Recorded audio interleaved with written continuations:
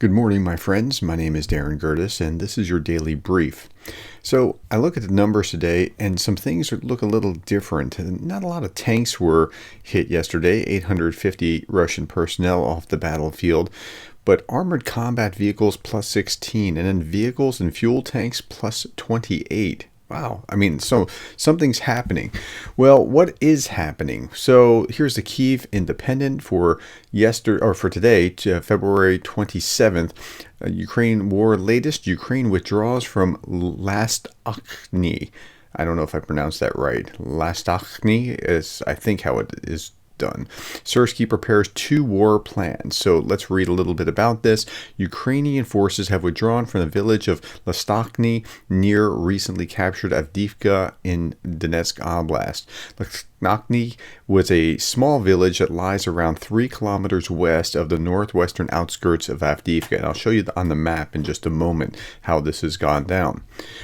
The Institute for the Study of War warned that Russia could replicate its successful tactics in Avdiivka on a larger scale if the West continues to delay military assistance. And of course, the only reason that they had to withdraw from Avdiivka is that they just didn't have the ammunition to keep up the fight.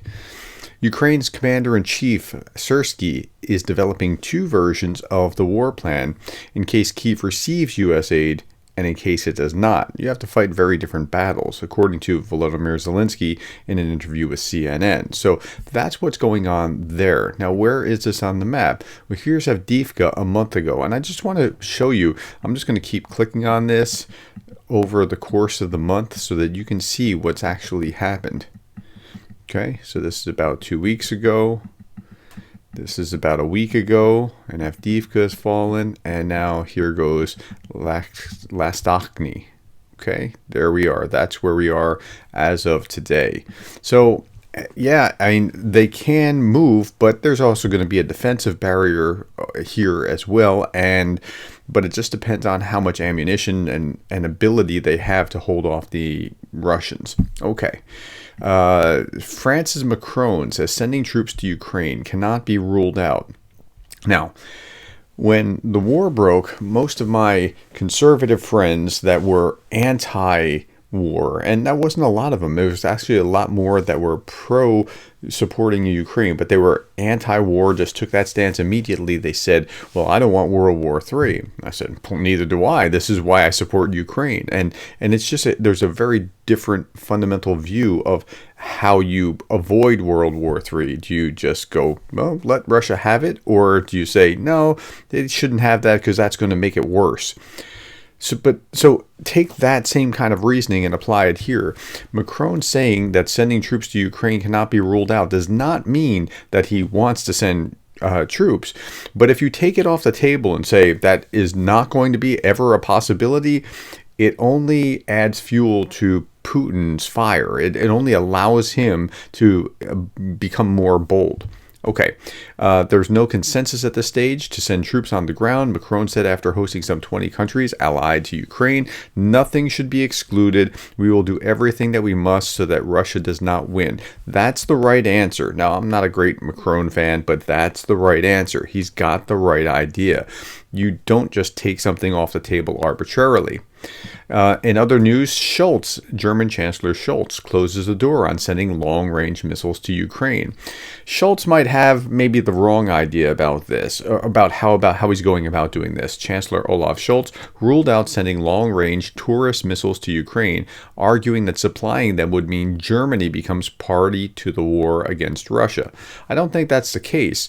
Scholz said that the Taurus system could only be used with the participation of German personnel. I'm not sure why. They could train Ukrainians to do this, just like they're training Ukrainians to fly F-16s.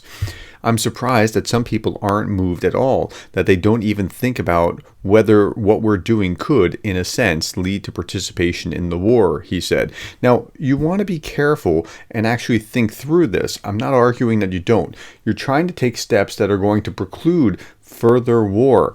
But I don't think that perception or that way of thinking about it, that's very Biden-esque. And that's very Putin deterring the West by saying this is a red line which you must not cross again and again. That's where Schultz is on that. So I saw this on Twitter. Germany's Chancellor Schultz says no troops from any EU or NATO state will be sent to Ukraine. I wonder if this delusional Kremlin's friend believes a German politician has the power over any EU or NATO country. You are 90 years too late with your dreams, dude. Now, that's not fair. That's too harsh. I'm not sure that he's 90 years too late, like he's a World War II kind of something. I don't think it's fair to call him a delusional Kremlin's friend. I'm just comparing the strategy between what you see Schultz doing and what you see Macron doing, and I think Macron is right. And I don't have any dog in this particular fight. I don't have any reason to be for one and against the other. But leaving all options on the table is the right strategy.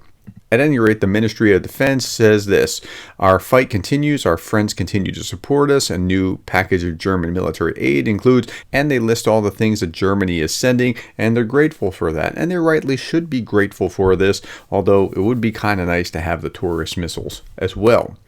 Okay. Next article. Russia has downed 839 Ukrainian jets and helicopters in 2 years of all-out war, Moscow said ahead of the second anniversary. That's a lot of jets, and it's absolutely amazing that they've shot down 839 Ukrainian jets, especially when Ukraine only has 250 jets and helicopters. So that means that the Russians either had to shoot down these jets and helicopters 3 times, which is pretty impressive that the Ukrainian jets and helicopters can stand up to that, or, as the headline says, Russia claimed it destroyed more than triple of Ukraine's entire air force. And this is the problem when you lie. When you lie and then you embellish to make yourself look better and better and better and better, at a certain point, this is just cartoonish. How can anybody believe anything that Russia says when they're saying that they've downed 839 jets, while Kyiv had only up to 250 warplanes and helicopters on combat duty when Russian forces crossed into Ukraine? It's just patently absurd. But what's not absurd is that Ukrainian defenders shot down another SU-34 today. This is like 9 in a week. A little over a week. It's pretty amazing. Ukraine's Air Force downs another Russian Su-34 fighter jet, and these cost between 35 to 50 million, depending on what kind of things are on them. Ukraine's Air Force downed another. Lieutenant General Oleschuk, Ukraine's Air Force commander, said on Telegram the Russians lost one more Su-34 on the Eastern Front. Whilst Russian pilots managed to evade Ukrainian missiles yesterday, 26 February, they aren't always so lucky. So that's impressive, and the hits just keep coming. Alright, last thing I'm going to leave you with is this. This is apparently how you feel reading the news of the downing of 9 planes over 10 days. Alright, thank you, my friends. Thank you for the likes and the shares and the subscribes and the coffees, and thank you for being the kind of person that cares about Ukraine.